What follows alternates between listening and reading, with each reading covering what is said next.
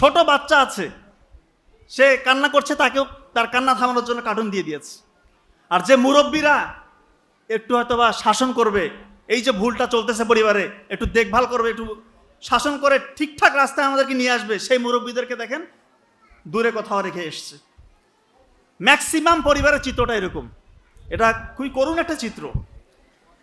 বিজ্ঞানীরা এখন বলছে যে এই যে বাচ্চাদেরকে আপনার কার্টুন দিচ্ছেন, যারা কার্টুন দেখে সেই বাচ্চাদের ব্রেন থেকে ডোপামিন নামের একটা পদার্থ রিলিজ হয়, বের হয়। এই ডোপামিন যখন তার বের হবে, ওই বাচ্চার ডোপামিন বেশি বেশি যে কাজগুলো থেকে রিলিজ হয়, ও শুধু সেই কাজগুলো করতে চাবে। এখন কোন কাজগুলো থেকে ডোপামিন বেশি বেশি রিলিজ হয়? যত খারাপ অ্যাক্টিভিটিস আছে, যত পৃথিবীতে খারাপ খারাপ কাজ আছে, এই খারাপ খারাপ কাজ থেকে হাই ডোপামিন রিলিজ হয়। আপনি ছোটবেলায় তার হাতে এই মোবাইলটা দিয়ে দিলেন, সে বড় হয়ে যত খারাপ কাজ আছে, জুয়া খেলবে, মাদকাসক্ত হবে, আল্লাহ মাফ করুন রেপিস্ট হবে, পর্নোগ্রাফিতে আসক্ত হবে, অশ্লীলতায় ভরপুর হবে। আমি বারবার একটা কথা বলি, এই যে অশ্লীলতা, এই পর্নোগ্রাফি ইন্ডাস্ট্রি একটা $multi-trillion ইন্ডাস্ট্রি, এটার উদ্দেশ্য এবং কাজই হচ্ছে মুসলিম যুবকদেরকে ধ্বংস করা, মুসলিম পরিবারগুলোকে টুকরো টুকরো করা, মুসলিম সমাজ ব্যবস্থাকে ধ্বংস করে দেওয়া। আলটিমেটলি কোন রাষ্ট্র যেন মাথা উঁচু করে দাঁড়াতে না পারে, এটা তাদের একটা ম্যাসিভ প্ল্যান, গভীর ষড়যন্ত্র। এবং এই ষড়যন্ত্রে আমরা আমাদের বাচ্চাদেরকে ছোটবেলায় তাদের হাতিয়ার বানিয়ে দিচ্ছি। হয় বুঝে না বুঝে যেভাবেই হোক এটা হয়ে যাচ্ছে, এটা হয়ে যাচ্ছে। করুণ দৃশ্য। আজকে দেখেন মুসলিমরা সব জায়গায় অপ্রেসড, সব জায়গায় আমাদের মুসলিম ভাই নির্যাতিত হচ্ছে, অথচ মনে হচ্ছে আমাদের কিছুই নাই। ওই হারানো গৌরব কোথায় গেল? আজকে আমরা মাথা উঁচু করে দাঁড়াতে পারছি না। কেন পারছি না? থাকবে না, আমাদের মধ্যে ওই শক্তিটা ভিতর থেকে আসবে না। বিজ্ঞানীরা পরীক্ষা করে দেখেছে, নেদারল্যান্ডের এবং চায়নার কয়েকটা বিজ্ঞানাগারে কয়েক হাজার স্টুডেন্টের উপর পরীক্ষা করে দেখেছে যারা কার্টুন দেখে। একটা পরীক্ষার নাম হচ্ছে ইইজি। এই পরীক্ষা করে দেখেছে যে ওই বাচ্চাদের ব্রেইনের যে সেল নিউরন, ওইটার স্ট্রাকচার, ওইটার কেমিস্ট্রি, ওইটার গঠনটাই চেঞ্জ হয়ে গিয়েছে। মারাত্মক ব্যাপার, গঠনটাই চেঞ্জ হয়ে গিয়েছে। এবং ব্রেইনের মধ্যে নতুন নতুন মিউটেশনের মাধ্যমে নতুন নতুন খারাপ কোষ, খারাপ টিউমার, ক্যান্সারের দিকে ব্রেইনটাকে ধাবিত করতেছে। আজকে দেখেন না যে 2.5 বছরের বাচ্চা কার্টুন ছাড়া তাকে খাওয়ানো যায় না, এটা বাস্তব, খাওয়ানো যায় না।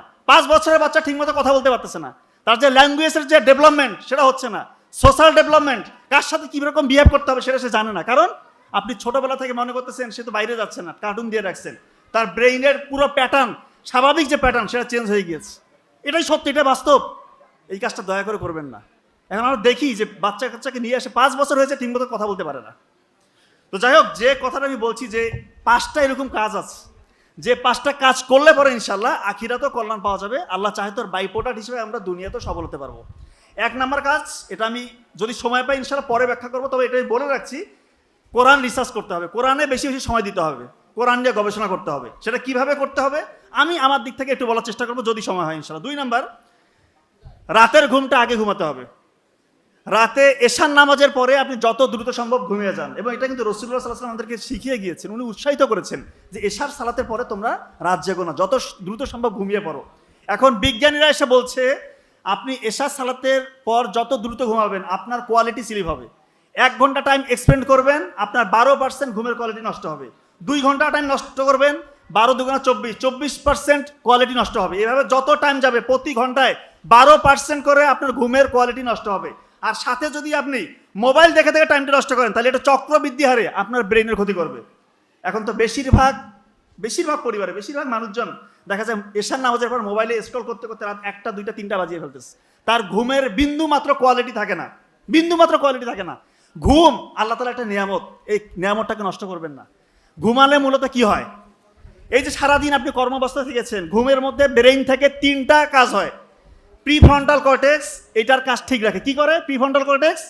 এর কাজ হচ্ছে মনোযোগ ধরে রাখা, যে কোনো সমস্যায় পড়লে সমস্যার সমাধান করা, নতুন নতুন একটা চিন্তা আসতেছে আপনার, ওই ডিসিশনটাকে ঠিক মতো মেক করা এবং আপনাদের আবেগটাকে নিয়ন্ত্রণ রাখা। এটা হচ্ছে প্রিফ্রন্টাল কর্টেক্সের কাজ। আপনি যখন ঘুমাবেন না আপনার ওই প্রিফ্রন্টাল কর্টেক্সের কার্যকারিতা হারিয়ে যাবে। 2 নাম্বার, হিপ্পোক্যাম্পাস। হিপ্পোক্যাম্পাসের কাজ কি? ছাত্রছাত্রীদের জন্য খুবই জরুরি। হিপ্পোক্যাম্পাস হচ্ছে আমাদের যে কোনো কিছু যখন আমরা তথ্য পড়ি, শিখি, এটাকে শর্ট টার্ম মেমোরি সেন্টার থেকে লং টার্ম মেমোরি সেন্টারে কনভার্ট করে, দীর্ঘস্থায়ী মেমোরি সেন্টারে যে রিজার্ভ করে। ঘুম যদি না হয় এই কাজ করবে না। 3 নাম্বার, কনটেক্সট। আমাদের যে হচ্ছে ইন্টেলেকচুয়াল যে কনটেক্সট, এইটাকে ঠিকঠাক রাখে। অর্থাৎ আপনি যত তথ্য আপনি কিছু শিখেছেন, এগুলোকে ধারাবাহিকভাবে গুছিয়ে রাখে ব্রেইনের ওই জায়গাটা। আপনি যখন ঘুমাবেন, আপনি কখন কোন কথা বলতে হবে, কখন শব্দ চয়ন কোনটা হবে, পরীক্ষা কোনটা লিখবেন, এই জিনিসগুলো সব অর্গানাইজড ওয়েতে সাজিয়ে রাখে ব্রেনের ওই জায়গাটা। আপনি যদি না ঘুমান ঠিক মতো, ঈশান নামাজের পর যদি না ঘুমান, আপনার এই একটা ফ্যাক্টরে কাজ করবে না, একটা সিস্টেমে কাজ করবে না, সবগুলো কলাপস হয়ে যাবে। তার মানে এটা কি জরুরি না? ঈশান নামাজের পরে ভাইয়া আমি বলতেছি, সন্তানরা যদি বলে যে আমি লেখাপড়া করবো, প্রয়োজন নাই, তুমি ফজরের সময় উঠো। এবং 2 নম্বর পয়েন্ট আমার এটাই, 2 নম্বর পয়েন্ট হচ্ছে ফজরের আগে উঠতে হবে। দুনিয়ার কোনো পরীক্ষা নাই যে পরীক্ষা তুমি সফল হতে পারবে না যদি ফজরের আগে উঠো। উঠে তাহাজ্জুদের সালাত আদায় করে 2 ফোঁটা চোখের পানি ফেলো, যে কোনো পরীক্ষা ইনশাল্লাহ কামিয়াব। এবং ফজরের, আমার ভাই খুব ভালো বলে, ফজরের আগে উঠলে ব্রেইন থেকে আলফা ওয়েভ, ব্রেইনের মধ্যে আলফা ওয়েভ তৈরি হয়। ওই সময় যদি কেউ 1 ঘন্টা পরে, অন্য সময় 4-5 ঘন্টা পড়ার সমান। এবং আপনি দেখবেন ফজরের নামাজ পড়ে যখন আসবেন, ওইটা ফ্রেশ এয়ার, ওই যে অক্সিজেনটা একদম ফ্রেশ অক্সিজেন, ওইটা আমাদের প্রতিটা কোষে কোষে যায়। শরীরের মধ্যে কোটি কোটি ট্রিলিয়ন কোষ, প্রতিটা কোষকে উজ্জীবিত করে নতুনভাবে, একদম তাকে মনে হয় যে সজীবতায় ভরে যায়। এবং সূর্যের আলো লাগাবেন সকালবেলা, সূর্যের আলো লাগালে আমাদের ভিটামিন ডি ন্যাচারালি আমরা তৈরি করতে পারবো, আমাদের ইমিউনিটি বেড়ে যাবে। আমাদের দেখা যায় সেরাটোনিন নামের একটা হরমোন আছে, যদি সূর্যের আলোর সংস্পর্শে আপনি প্রতিদিন আসেন, আপনার সেরাটোনিন নামের একটা হরমোন রিলিজ হয়। সেরাটোনিন হরমোন হচ্ছে ভালো লাগার হরমোন। এই যে অনেকের অযাচিত কারণে আপনার মন খারাপ থাকে, হতাশা, অ্যাংজাইটি, স্ট্রেস, এগুলো কেটে যাবে। প্রতিদিন সকালবেলা 9টা-10টার দিকে একটু আপনার রোদ লাগানোর চেষ্টা করবেন। 3 নম্বর পয়েন্ট, ভালো খাবার খেতে হবে। আমি একদম ব্রেন বুস্টার আপনাদেরকে বলে যাচ্ছি, নবী করিম সাল্লাল্লাহু আলাইহি ওয়াসাল্লাম আমাদেরকে বলে গিয়েছিল 3 ভাগের 1 ভাগ খাইতে হবে। এবং ওই খাবারটা হবে চিবিয়ে খেতে হবে। 1 ভাগ ফাঁকা রাখবো, 1 ভাগ পানি পান করবো। আমরা তখন পেটটা ভইরা খাই, এই পর্যন্ত খাই, এটা করা যাবে না, এটা আনসাইন্টিফিক। তো 3 ভাগের যে 1 ভাগ খাবো, এই 1 ভাগ খাবারের মধ্যে আবার 3 ভাগের 1 ভাগ আপনার কাঁচা খাবার খেতে হবে। কাঁচা, যেমন সালাদ হতে পারে, ফলমূল হতে পারে, এই খাবারগুলো খাবেন। কাঁচা খাবার খেলে আপনার ইমিউনিটি বাড়বে, রোগ প্রতিরোধ ক্ষমতা বাড়বে, ব্রেন ঠিক মতো কাজ করবে। আর একটা ব্রেন বুস্টার মহা ঔষধ আমি বলে দিচ্ছি ইনশাল্লাহ, বেলের পাতা, বেলের যে পাতা আছে এইটা শুকাবেন, মানে বেলের শরবত খান না, ওই পাতাটা শুকিয়ে গুঁড়া করে ঘি দিয়ে ভেজে খাবেন। বেলের পাতার মধ্যে রয়েছে অ্যালকালয়েড, ফেনোলিক অ্যাসিড, ফ্লাভোনয়েড, একটা মারাত্মক লেভেলের সুপার অ্যান্টিঅক্সিডেন্ট, এই 3টা উপাদান। এটা আমাদের ব্রেইনের মধ্যে যে মেইন কোষগুলো, যে কোষগুলোতে ব্রেইন তৈরি, নিউরন, এগুলোকে অক্সিডেটিভ স্টেজ, অর্থাৎ এগুলোকে আঘাত, পক্ষাঘাত, যে কোনো রকমের ধ্বংসের হাত থেকে ইনশাল্লাহ এই অ্যান্টিঅক্সিডেন্টগুলো রক্ষা করবে। এবং বেলের পাতার মধ্যে রয়েছে বিটা ক্যারোটিন এবং ভিটামিন সি, এইটা আমাদের নিউরনকে পুষ্টি যোগাবে।